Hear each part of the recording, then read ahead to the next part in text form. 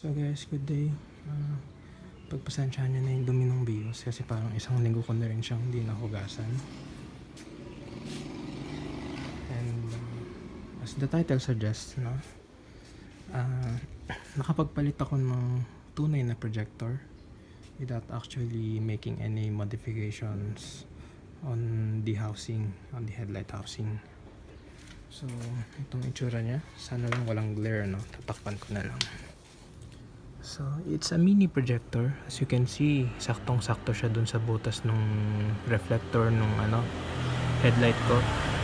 So, wala akong ginawang modifications dyan. Wala akong tinabas. Literal na plug and play din siya. So, it's a Chinese brand, I think. Ang basa ko sa kanya is Tufu or Tafu. I don't really know how to pronounce their brand. Pero ang kagandahan sa kanya is sakto lang yung brightness. Hindi siya yung sobrang lakas tulad ng tunay na retrofit. At the same time, yung high beam niya is parang integrated mismo dun sa loob.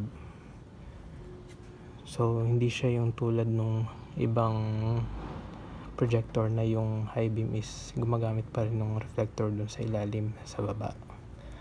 Ang high beam nito is nasa loob din, just like a regular projector, no, na may high and low. So may solenoid din siya sa loob. So yun ang kagandahan sa kanya, na literal na malakas talaga and sakto lang, hindi blindingly too bright. So ito yung footage niya sa gabi.